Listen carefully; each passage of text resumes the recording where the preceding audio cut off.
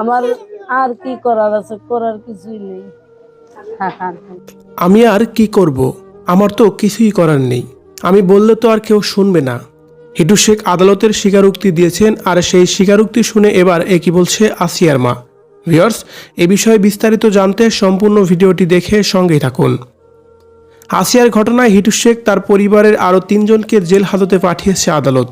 তবে হিটু শেখের আদালতের স্বীকারোক্তি জবানবন্দি নেওয়া হলেও বাকি 3 জন এখনও রিমান্ডে আছেন। তবে রিমান্ডে থাকাকালীন তাদের কাছ থেকে কিছু স্বীকারোক্তিও পাওয়া গেছে।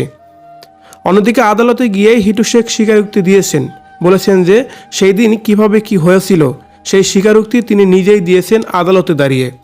6 মার্চ সকাল 8টা 20 মিনিটের দিকে তার ছোট ছেলের কক্ষে আসিয়াকে একা শুয়ে থাকতে দেখে এবং সেই মুহূর্তেই রুমের ভিতরে ঢুকে যায় আসিয়ার তাওই। আর সে সময় আসিয়াই ঘুমেই ছিল, আর এই ঘুমের মধ্যে তার উপরে চালানো হয়েছিল অমানবিক কাজ, আর তাতেই জ্ঞান হারিয়ে ফেলেছিল আসিয়া। এক পর্যায়ে সেখান থেকে অচেতন অবস্থায় আসিয়াকে ফেলে রেখেই হিটু শেখ রুম থেকে বের হয়ে চলে যান। তবে হিটু শেখের ভাষ্য মতে ঘটনার সময় বাড়ির অন্য সদস্যরা যে যার কাজে বেরিয়েছিল, আর আসিয়ার বড় বোন বাড়ির এক কোণে রান্নার ঘরে মুঠোফোনে কথা বলায় ব্যস্ত ছিলেন সেই সময়। আর এমন স্বীকারোক্তি শোনার পর যেন দেশ জুড়ে হয়েছে অনেক বেশি আলোচনা সমালোচনা। এদিকে আসিয়ার মা এই স্বীকারোক্তি শোনার পর অনেক বেশি কান্নায় ভেঙে পড়েন, বলেন আর কত মিথ্যা কথা শুনতে হবে, সে পরিবারের বাকি সদস্যদের বাঁচানোর জন্যই এইভাবে মিথ্যা কথা বলছে।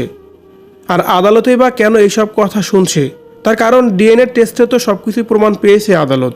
তাদের পরিবারের সবাই এই ঘটনার সাথে জড়িত আছে, এমন প্রমাণও পাওয়া গেছে। তাহলে নতুন করে কেন হিটু শেখের এসব উদ্ভট মিথ্যা বানোয়াট কথা জবানবন্দি নিচ্ছে আদালত, প্রশ্ন রেখেছে আসিয়ার মা। সর্বোপরি আসিয়ার মা বলেন এসব তালবাহানা না করে দ্রুত ওইসব নরপশুদের শাস্তির ব্যবস্থা করা হোক, আর সেই শাস্তি যেন হয় প্রকাশ্যে। অন্যদিকে নতুন করে আদালতে হিটু শেখ যে স্বীকারোক্তি দিয়েছে এ বিষয় নিয়ে নিউজ করা হয়েছে প্রথম আলো থেকে শুরু করে বড় বড় পত্রিকায়। এদিকে হিটু শেখের এই স্বীকারোক্তি নিয়ে আসিয়ার মার সর্বশেষ একটাই কথা, হিটু শেখ যা বলছে সব মিথ্যা বানোয়াট ও সাজানো গোছানো কথা। আপনার কি মনে হয় ভিউয়ার্স? হিটু শেখের কথা নিয়ে যদি আপনার কোনো মতামত থেকে থাকে কমেন্ট করে জানিয়ে দিন কমেন্ট বক্সে।